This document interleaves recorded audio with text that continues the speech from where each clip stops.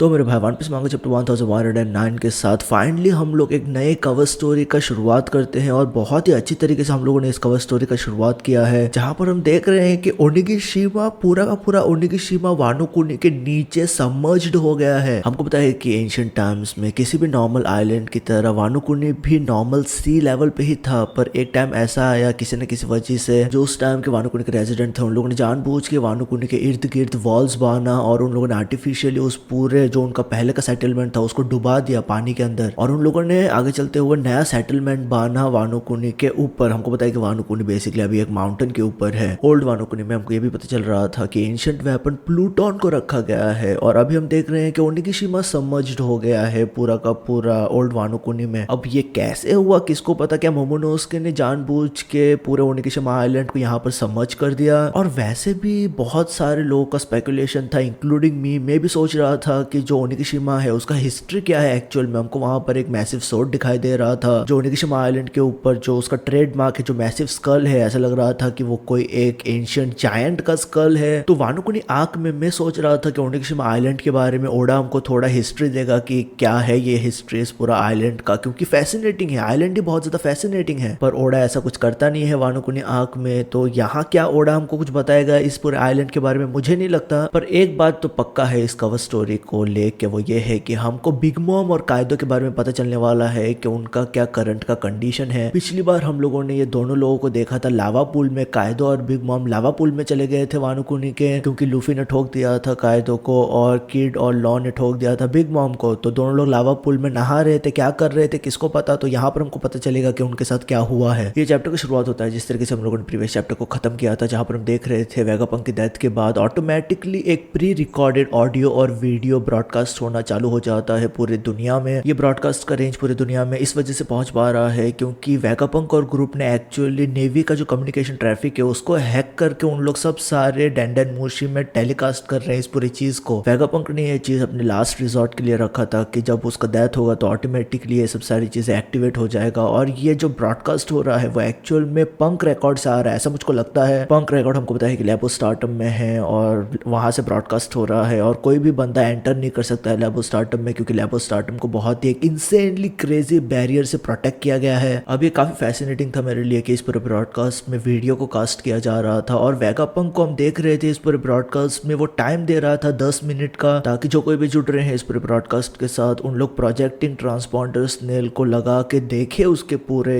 इस ब्रॉडकास्ट को। मे भी वेगापंक इस पूरे ब्रॉडकास्ट के जरिए से वो प्रेजेंटेशन देने वाला है वन पीस के वर्ल्ड के ऊपर। हमको पता है कि वो वन पीस के पूरे दुनिया के सच्चाई के बारे में बताने वाला है, तो मे भी वो मैप यूज करे, ठीक है, नेक्स्ट चैप्टर में वो हमको मैप यूज करते हुए दिखाई दे पूरे वन पीस वर्ल्ड का। हमको यहाँ पर मारीचुआ के कैसल पैंजिया में जो रेस्ट ऑफ द गोरेसेस बैठे हैं उन लोग किसी न किसी तरीके से टेलीपैथिकली बात कर पा रहे थे यहाँ पर सैटर्न के साथ। मे भी यहाँ पर किसी एल्डर के पास टेलीपैथी का एबिलिटी है जिसके जरिए से वो सब सारे लोगों को कनेक्ट कर पा रहा है, इस वजह से उन लोग बात कर पा रहे हैं यहाँ पर। बट जो कुछ भी है यहाँ पर हमको फाइव एल्डर सब सारे बहुत ज्यादा घबराए हुए दिखाई दे रहे थे, उनके चेहरे पे हमको क्लियरली परेशानी दिखाई दे रहा था। हमको पता है कि फाइव एल्डर्स कितने सेंसिटिव रहते हैं पूरे वर्ल्ड सेंचुरी की इन्फॉर्मेशन को लेके। हमने देखा है कि ओहारा का क्या उन लोगों ने हालत किया था, और अभी उन लोग एगेड आइलैंड के ऊपर अटैक कर रहे हैं क्योंकि वेगापंक बेसिकली वर्ल्ड सेंचुरी के ऊपर रिसर्च कर रहा था। तो ये उनके लिए एक बहुत बहुत ही बड़ा प्रॉब्लम है, ठीक है। यहाँ से हम लोग ट्रांजिशन करके दुनिया के डिफरेंट लोकेशन पे लोगों का रिएक्शन क्या है इस पूरे ब्रॉडकास्ट को लेके वो हम देखते हैं थोड़ा। हमको न्यू वर्ल्ड के ड्रेस रोजा में लियो और रेबेक्का दिखाई दे रहे थे। ईस्ट ब्लू के फुशा विलेज में हमको वो मेयर दिखाई दे रहा था, और मेयर बोल रहा था कि उसके पास उतना पैसा नहीं है कि वो प्रोजेक्शन ट्रांसपॉन्डर्स ने लगा के सब सारी चीजों को देखे। ग्रैंड लाइन के वाटर साइड में हमको आइसबर्ग दिखाई दे रहा था, मुझे अच्छा लगा आइसबर्ग को फिर से देख के। मुझे लगता है कि हम लोगों ने वानो कुनी में भी किसी सेक्शन में आइसबर्ग को देखा था, मुझे याद नहीं है ठीक से। वर्ल्ड इकोनॉमिक जर्नल में वी मॉर्गन्स बात कर रहे थे इस पूरे ब्रॉडकास्ट को लेके। कंबागा किंगडम में हमको सब सारे रेवोल्यूशनरी आर्मी के बंदे दिखाई दे रहे थे, साबो, बेलोबेट्टी, मोरली, सब सारे लोग वहां पर हमको दिखाई दे रहे थे। ड्रैगन का काइंड ऑफ यहाँ पर इंटरेस्टिंग सेक्शन था, क्योंकि ड्रैगन सोच रहा था जब ये ब्रॉडकास्ट चल रहा था तब ड्रैगन सोच रहा था वेगापंक शाका के मैसेज के बारे में। हमको पता है कि वेगापंक 01 शाका ने बताया था ड्रैगन को कि उसका डेथ होने वाला है, और उस टाइम पे हम लोग सोच रहे थे कि यहाँ पर शाका क्या बात कर रहा है। मे भी हम लोग बोल सकते हैं कि वेगापंक को पता चल गया था कि वो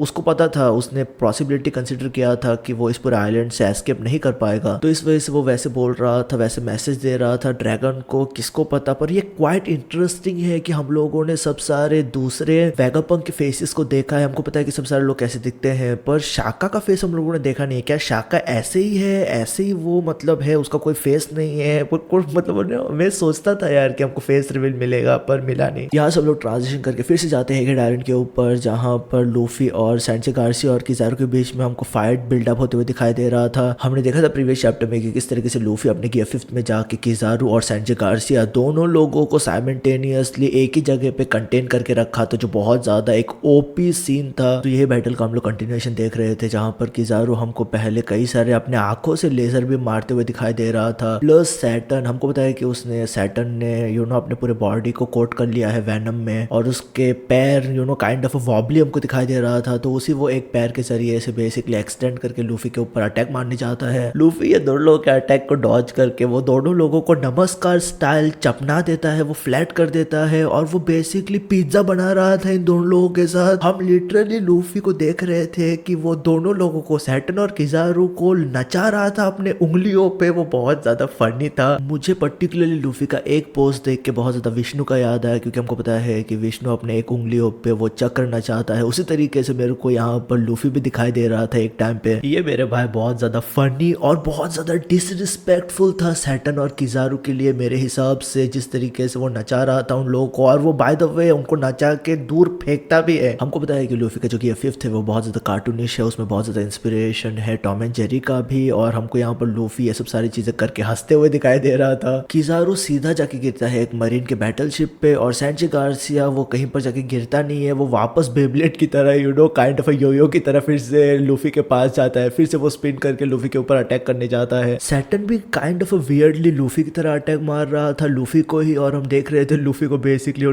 कार्टून की तरह भागते हुए सैटर्न से। अब मुझे पता नहीं है एग्जैक्टली किजारू के साथ क्या चल रहा है यहाँ पर। मैं बहुत ज्यादा डिसअपॉइंटेड हूँ किजारू के कैरेक्टर के साथ। जो कुछ भी किजारू ने डिस्प्ले किया है इस पूरे सेगमेंट में, इस पूरे आर्क में, एगेड आइलैंड में, वो मुझे थोड़ा डिसअपॉइंटिंग लगा। और यहाँ पर वो अपने माथे पे हाथ रखे हुए काइंड ऑफ डिप्रेस्ड और पेसिमिस्टिक लग रहा था मेरे को बहुत ज्यादा। अब उसका एग्जैक्टली रीजन क्या है मुझको पता नहीं। क्या वो काइंड ऑफ सॉरी महसूस कर रहा है, सैड महसूस कर रहा है वेगापंक के डेथ को लेके, ऐसा कुछ चल रहा है यहाँ पर। मैं पर्सनली सोच रहा था यहाँ पर कि किजारू अपने अवेकनिंग में जाने वाला है, और हमको पहला लोगिया का अवेकनिंग किजारू के जरिए से दिखाई देने वाला है। बट ये सब सारी चीजें जब मैं देख रहा हूँ होते हुए यहाँ पर, ऐसा मुझे अब नहीं लग रहा है कि किजारू उसका अवेकनिंग में जाने वाला है। और किजारू काइंड ऑफ किजारू का स्टॉक्स नीचे जा रहा है यार, पेटीएम की तरह वो भी नीचे चला गया बेंचो। ये चैप्टर फाइनली बहुत ही एपिक तरीके से खत्म होता है, जहां पर हम देखते हैं कि सैंचे गार्सिया का रिजॉल्व बहुत ज्यादा फर्म था इस पूरे ब्रॉडकास्ट को रोकने के लिए। हम देखते हैं यहाँ पर कि सैंचे गार्सिया अपना समनिंग जूत्सु,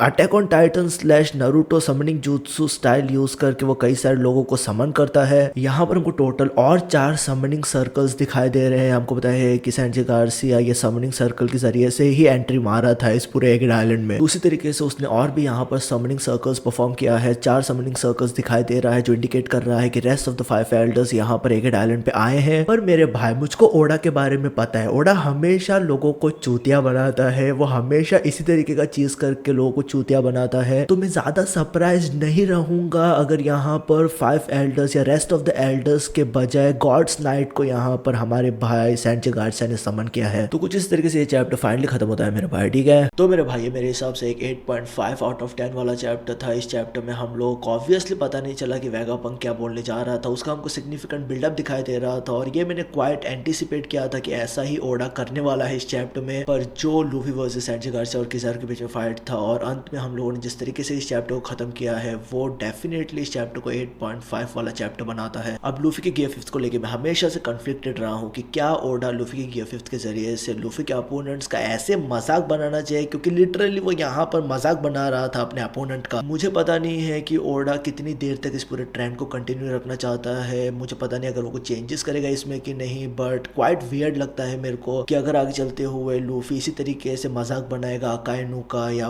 कई सारे कैरेक्टर्स का, कई सारे क्रेजी कैरेक्टर्स का, तो वो मेरे को काइंड ऑफ वियर्ड लगेगा यार। मुझे पता नहीं मैं कैसे महसूस करता हूँ इसको लेके। अब क्योंकि सैंचे गार्सिया ने अपने समनिंग के जरिए से कई सारे लोग यहाँ पर समन किया है एगेड आइलैंड पे, तो इस वजह से ये पूरा जो सिचुएशन क्रिएट हुआ है एगेड आइलैंड पे उसको और भी ज्यादा स्पाइसी बना देता है। क्योंकि हम देख रहे थे प्रीवियसली ऐसा लग रहा था कि स्ट्रॉ हेड पायरेट्स के फेवर में ये पूरा सिचुएशन बहुत ज्यादा टिल्ट हो गया था जायंट्स के इन्वॉल्वमेंट के साथ। तो अब क्योंकि ये सब सारी चीजें हुआ है, सैटर्न ने समन किया है लोगों को, तो हमको और भी ज़्यादा इंटरेस्टिंग चीज़ें दिखाई देने वाला है। इतना आसान होने वाला नहीं है वो स्ट्राइड पायरेट्स को यहाँ से एस्केप करने के लिए। अब एगेड आइलैंड की ये डेवलपमेंट को देखते हुए मेरे दिमाग में एक चीज़ बहुत ज़्यादा पक्का हो गया, बहुत ज़्यादा फर्म हो गया है, वो ये है कि यहाँ पर कोई ना कोई तो आने वाला है, किसी न किसी का तो इंटरवेंशन होने वाला है यहाँ पर। या तो ड्रैगन आए, हमारा एक्सप्रेशन किंग जिसने एक्सप्रेशन नोमी कंज्यूम किया है वो आए इस पूरे सीन में, या तो शैंक्स है। हमको पता है कि शैंक्स ने एल्बेफ से डिपार्ट किया था और वो कहाँ जा रहा था किसको पता। मे बी वो यहाँ पर आ रहा हो यार, या मे बी वो यहाँ पर आए, किसको पता, हो सकता है शैंक्स आएगा, इनसेन होगा। तो मेरे भाई नेक्स्ट चैप्टर का हाइप नेक्स्ट लेवल पे होने वाला है। इस वजह से ओडा एक ब्रेक भी ले रहा है क्योंकि वो हमको प्रिपेयर कर रहा है। वो बोल रहा है कि थोड़ा सांस ले लो तुम लोग, ताकि जो नेक्स्ट चैप्टर में होगा उसके लिए तुम लोग बच पाओ, जिंदा बच पाओ। तो next chapter One Piece fans के लिए बहुत ज्यादा हाइप रहेगा यार। तेरा ओपिनियन क्या है इस पूरे चैप्टर के बारे में, मेरे को डेफिनेटली बताना कमेंट सेक्शन में कमेंट करके। तो हमेशा याद रखिए भाई, वीआरपी ख्याल रख अपना।